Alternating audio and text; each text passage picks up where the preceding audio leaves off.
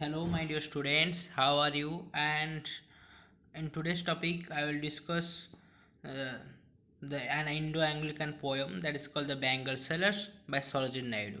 Before proceeding this poem, we should be introduced to the poet, her biographical sketch, and literary career.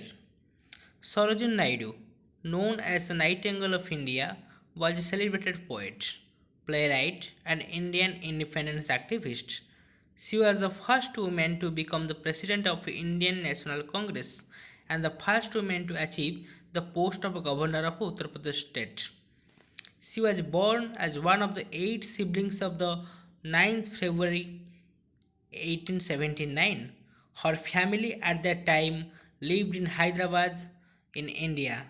Dr. Agharnath Chattopadhyay, her father, was a scientist philosopher. Barada Sundari Devi, her mother, was a poet.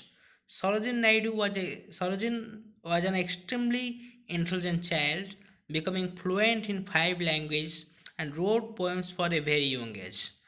Her father wanted her to follow his footsteps in the world of science and mathematics, but when she composed a poem which he titled The Lady of the Lake, which was 1300 lines long, she impressed him with the mastery of language, so he began to encourage her. When several months later, she wrote a play, The Meher Munir. She sent it to the Nizam of the Hyderabad, or the ruler of the Hyderabad. The result in her being granted a well-deserved scholarship so that she could study at the King's College in England. Here, she expanded her writing to produce articles featuring themes such as the great temples, mountains, India, and the complex details of Indian social life. She returned to India when she was 19 to be married. Her husband was Dr. Muthila Govinda Julu Naidu from the southern India, and theirs was not a singular caste marriage which was not tolerated at that time. However, marriage was strong and producing the children. She joined the Indian freedom struggle after 1905, the partition of Bengal, and met noted figures such as Mahatma Gandhi and Pandit Nehru. She traveled extensively to other parts of the world, including Europe, America, in order to speak about Indian nationalist cause. In 1919, she visited the England as the as a as the ruler, as the representative or the delegate of Indian Home Rule Commission. Uh, the following decade saw her become more political, moving around India, giving the speeches on the subject as varied as welfare of the young, the freedom of the women, and the course of the nationalism. Her election as the president of the Indian National Congress partly was in 1925. Her political activity did not, however, dampen her enthusiasm for writing. It was said that her poetry was so beautiful it could also be sung.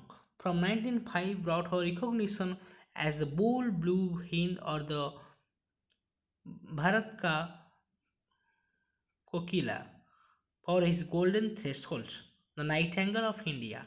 She dedicated the golden threshold to the Edmund Ghosh, the author who she met when studying in England, who she said the first showed me the way to the golden threshold. She was a collection of this for her that is the collection of the folk songs as well as the poem. The poem was in the first board and the melodramatic verse opening lines up there, and for the rest of the lifetime she kept up the participation in the fight for the India's freedom struggle.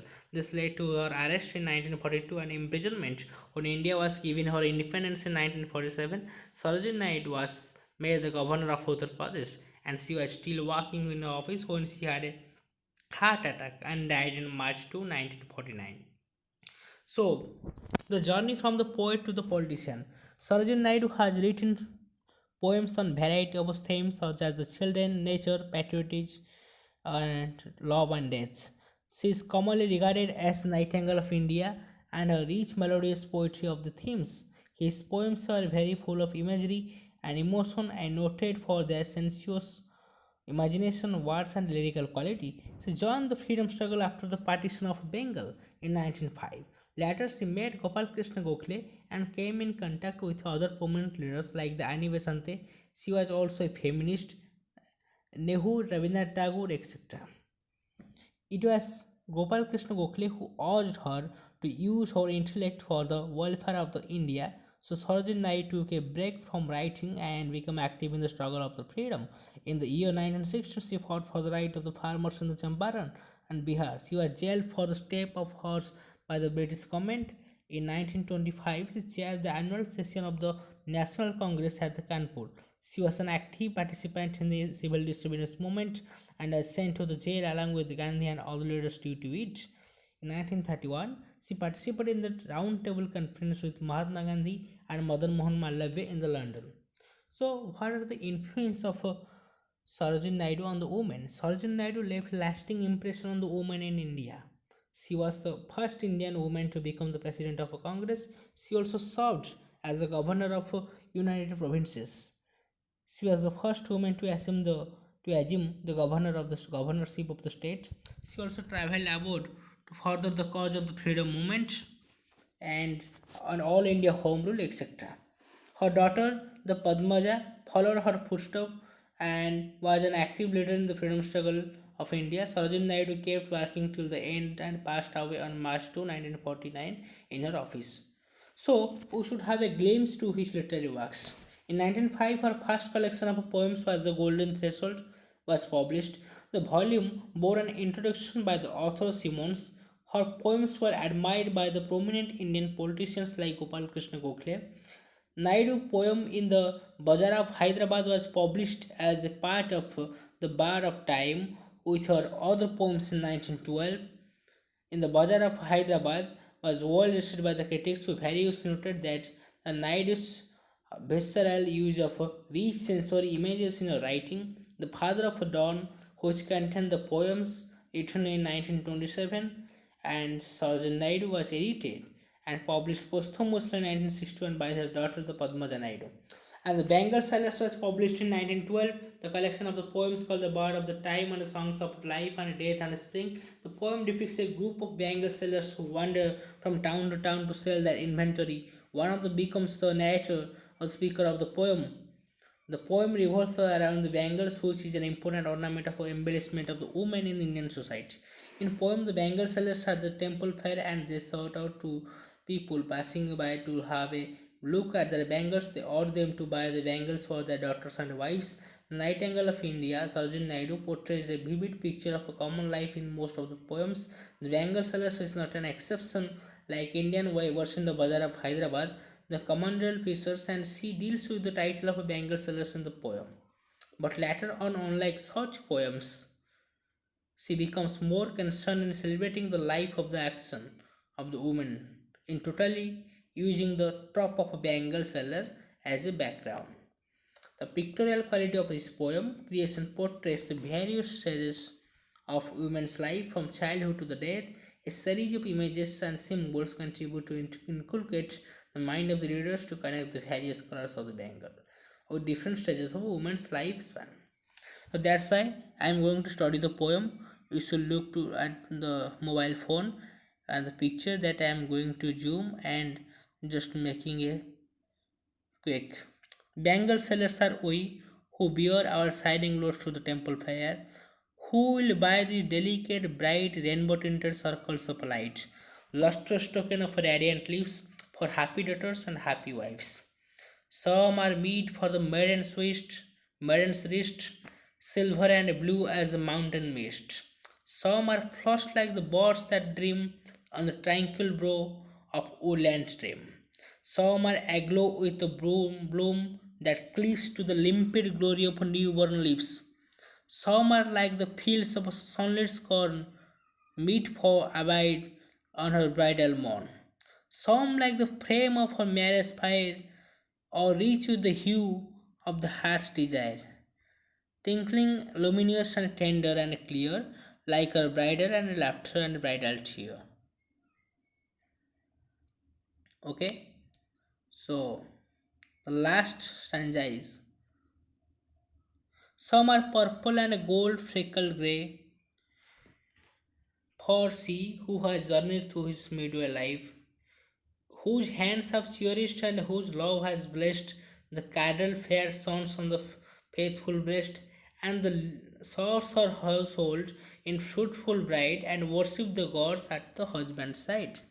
So we study this poem and we have to deal with this poem stanza by stanza. So first we have to interpret and understand unambiguously this first stanza that I am going to narrate. Okay. First look at the first stanza. Bangle sellers are we.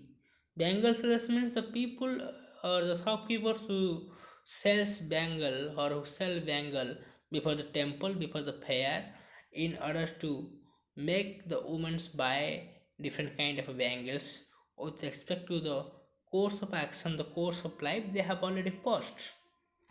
That's why I'm going to narrate this first stanza. Bangle sellers are we who bear our shining loads to the temple fair.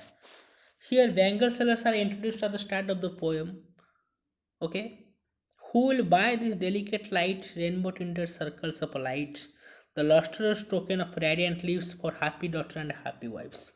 The bangle sellers are introduced at the start of the poem. They are present at the temple fair to make a trade for their bangles.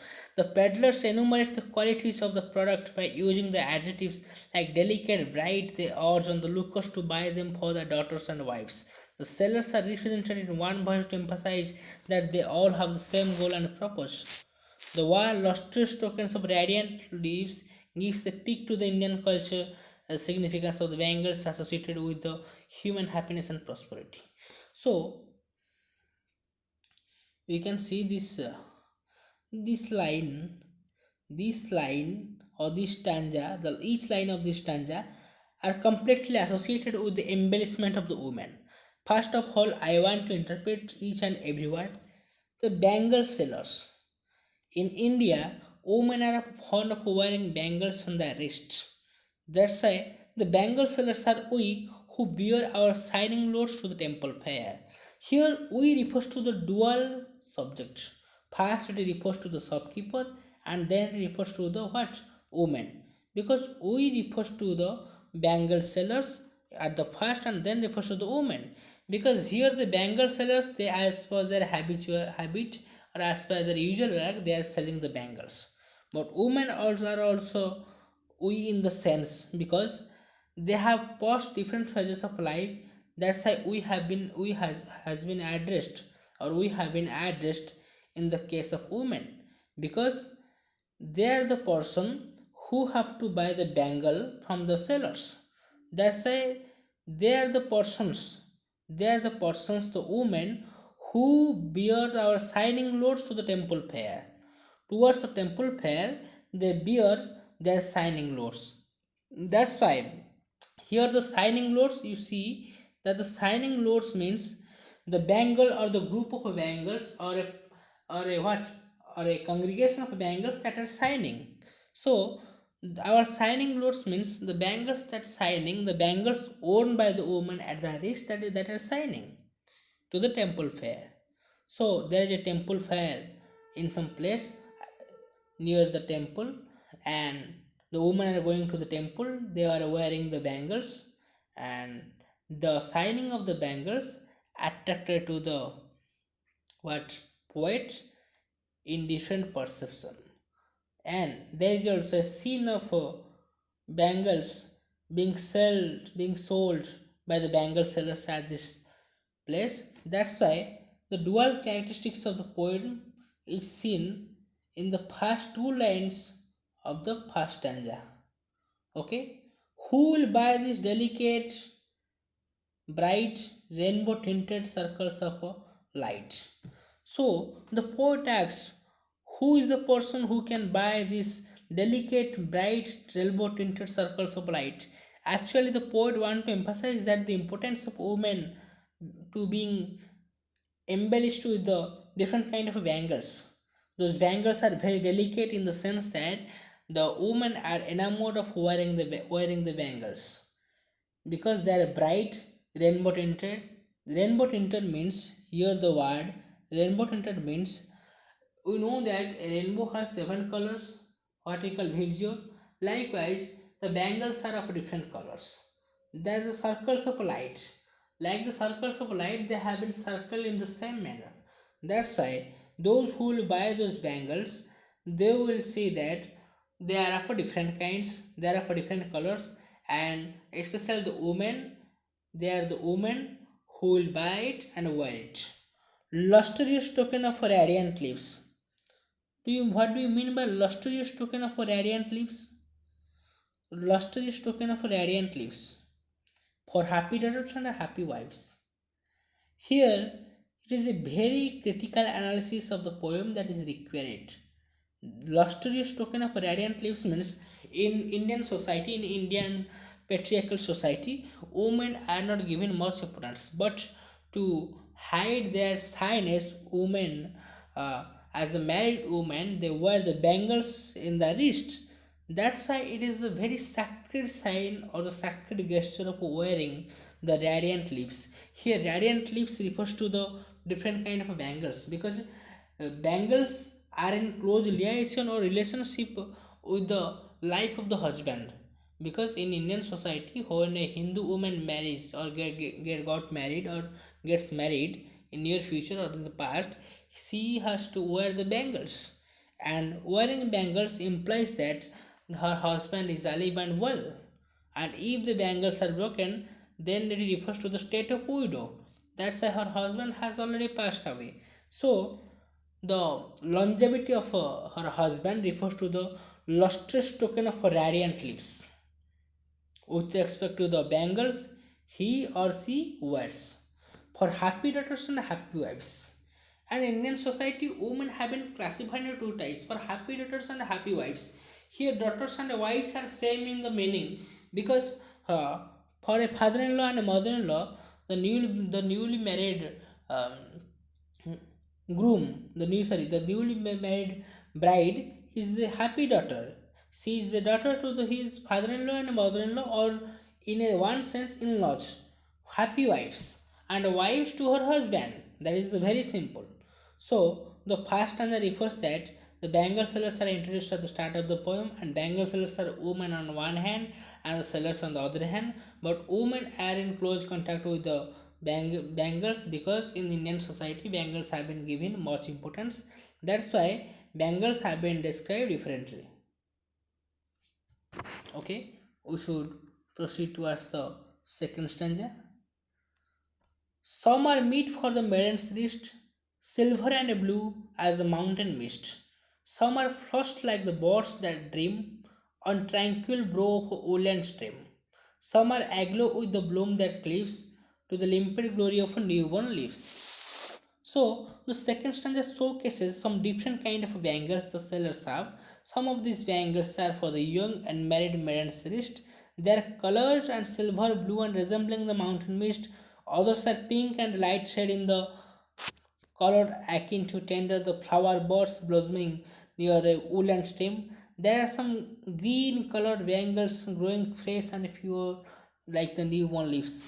This represents the fact that Indian society has a different colored bangles. They are worn by the woman in different phases of life. The complete stanza depicts the youthful stage in the woman's life. That is very point of appreciation or the remarkable point. So, we'll discuss it. We'll discuss this stanza. Some are meat for the maiden's wrist. Some are mates for the maiden wrist. What do you mean by maiden? Maiden means it is the feminine gender or the female sex that is opposite to the male sex, that is called bachelor. Bachelor's opposite maiden.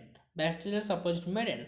So maiden means the girl who has remained unmarried or he is or she is going to be a fiancé. That's why just the bangles that are suitable to her wrist. That's why they are required to meet the requirement of the maiden's wrist. They're silver and blue as the mountain mist. Silver and blue as the mountain mist. What do you mean by silver?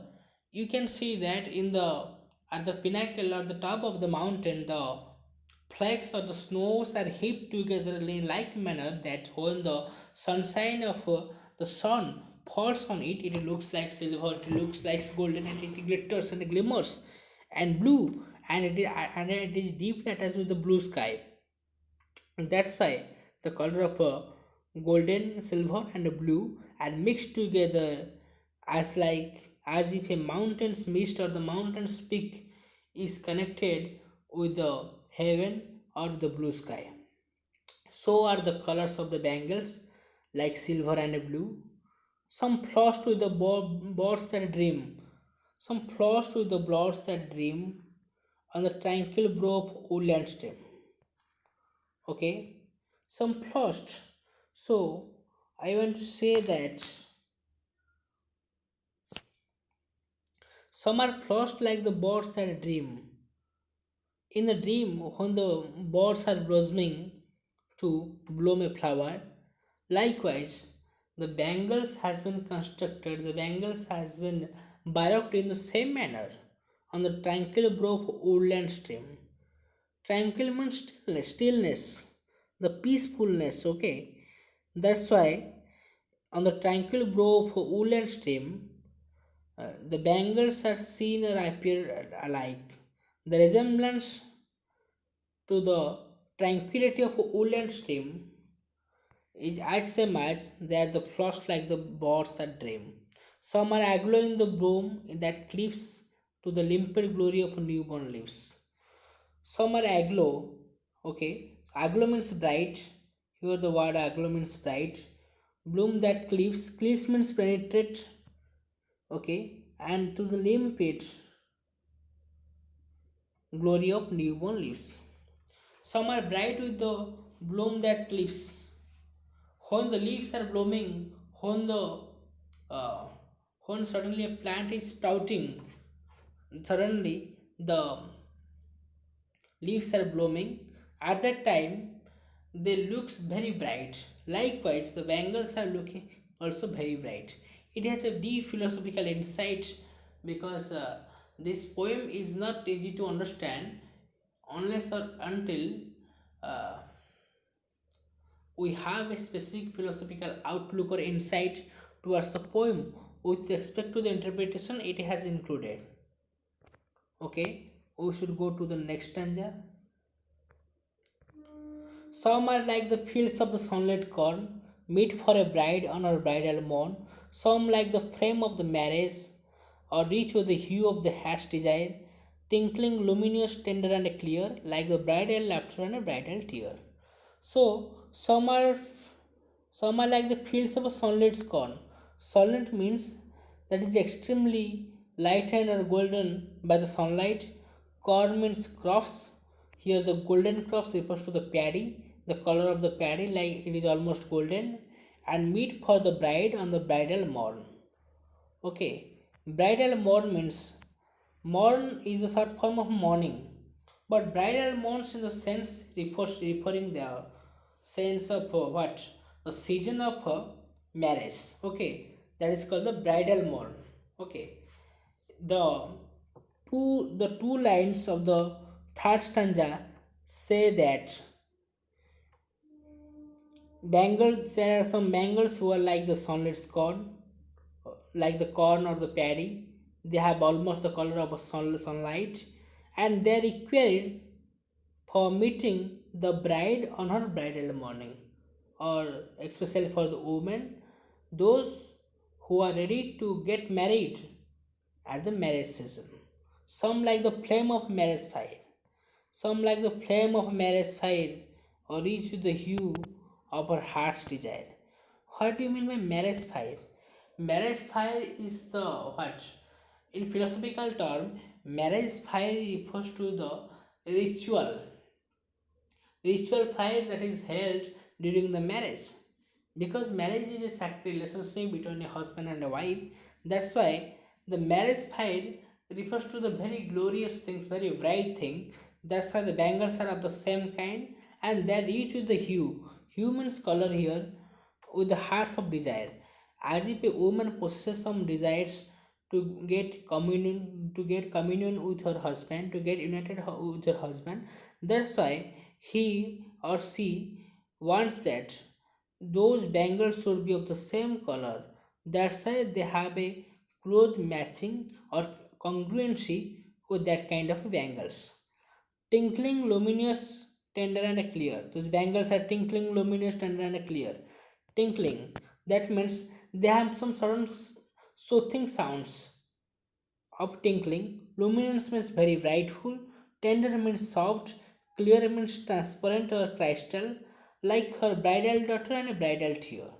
When bridal tears are fallen from a daughter, when she departs from his father's house to his father-in-law's house, at that time the bridal daughter is clear in the sense of life's journey, and bridal tear is the very transparent indication of his married life, of her married life. That's why those things are twinkling, luminous, tender, and clear. So you understood it, and we are going to recite the last stanza. And I think you are all beneficial in understanding this poem, and it will be benefit to your understanding also. So we are we are proceeding the last stanza. Some are purple and gold fleckled gray. Some are purple and gold fleckled gray. For she who has journeyed through the life's midway, whose hands have cherished, whose love has blessed, and cradled her sons on the faithful breast, and sought her household in the fruitful pride, and worshipped the gods at her husband's side. Some are purple and some are grey. Here, some of the bangles are purple. That means some of the bangles are purple, and some of the bangles are grey, purple, and some of the bangles are grey. Freckle grey. Freckle grey means the hatchet or the faded grey. For she who has journeyed through the life's midway. For those who have journeyed their lives in the midway. For those who have already journeyed their lives to the half age. Whose hands have cherished, whose hands have realized, whose love has blessed, and whose hands have realized the cradle fair sons on their faithful breast, and serves the household in the fruitful pride, and worship the gods at the husband's side. And those are the bangles, they are the sure gestures and the indication of what a certain kind of a worship to the husband as per the Indian society. That includes the wearing of a bangles is mandatory for women, because it is not by any kind of rules, it is bought by the nature of the woman that they are enamored of wearing the bangles. And the last stanza elaborates that. In the final stanza, the bangle sellers talk about the bangles that are purple and gold peckle gray, that the perfect and middle-aged women who have journeyed through the life, raised their children and a family. Those women have fulfilled their husband breed and pride and commitment, and showed devotion to their husband with sincere prayers. Alongside their husband, the poet extols the qualities of a good life and mother. The use of the word seen and the sons and the place of children may also be a sacrificial reminder of the expected preference for a male child in the Indian society, or that at the time of the age. So we should proceed towards the next. Sorry for interruption. So we have to read the summary. The poem Bangle Celeste explores the imaginary associated with the bangles, as it also speaks about the woman's role in Indian society. It speaks about the strong connection between the bangle and their role in proving happy daughters and happy wives. A group of bangle sellers is on the way to the temple fair to sell their bangles. One of them is the narrator of the poem. They are the very poor people, but the bangle sellers does not talk about his poverty, but he talks about his various colors of the bangles. He's selling various kind of bangles. The bangles are delicate, colorful, bright circles of light. He says that these bangles are bright, shining tokens of life. The poet repeats the word happy for the happy daughter and happy wives should indicate that the daughters took forward their happy marriage and the wives are happy in their married life. So you understood the summary what I had already recited and what I had already explained while reciting, and there is no necessary of those things till we study.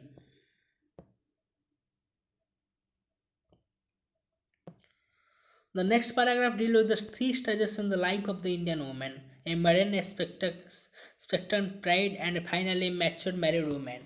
Each stage is described by the color of the bangle. The maiden girl like the silver and blue bangles like the mountain mist.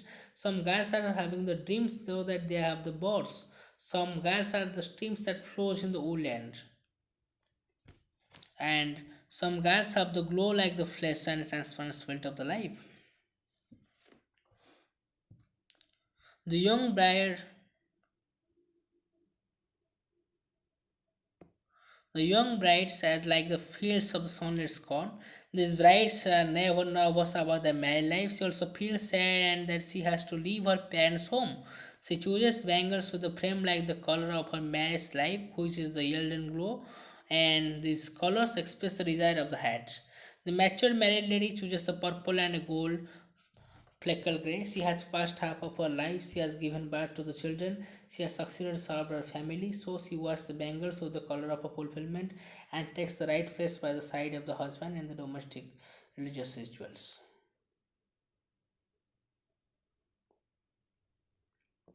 We have to answer the question. We have to discuss the question answer presently. What kind of a bangle suited to the young maiden? Oh, the purple and silver. That is the same answer. The purple and silver like the are the color of the bangles, like the mist of the mountain. That is will be a correct answer. The word the bangle seller explores the imagery associated with the bangles. It also speaks about the woman's role in the Indian society. It speaks about the strong connection between the bangles and their role in the providing the happiness and happy wives. The maid the maiden girl silver and blue bangles like the mountain mist. Some girls are having the countless streams and so they are the birds. These girls are like a stream that flows in the woodland area. And some girls have the glow like the fresh and transparent newly spirit on the leaves. What is the function of the bangle sellers as seen in the poem of the Bangle Sellers? Bangle seller is seen various kind of bangles. The bangles are delicate, colorful, bright circles of light. He says that these bangles are bright and silent tokens for happy life. The poet repeats the word happy in the for happy life and daughter, happy wives, to indicate that the daughter took forward or looked forward for their happy marriage, and the wives are happy in their marriage. He has bought the bangles for the three stages in the life of the Indian woman: a modern, a expectant bride, and finally a mature. And the bangle sellers actually understand the choice of the dreams of all the three stages of life. So this is the matter.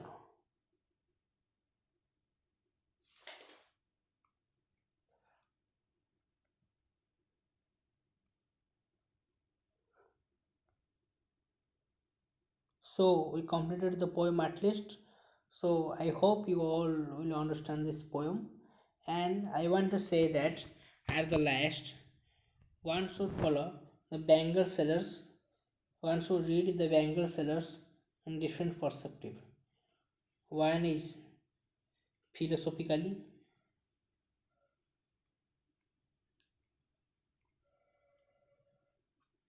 another is literally. As a student of English honors, students will first follow literally and then philosophically. But if you have the philosophical insight, then it will be easy for us to understand the literary insight. Because philosophy is at the top, literary is at the bottom. Philosophy is the basis of a literary understanding. Thank you very much for listening and watching my video. Thank you.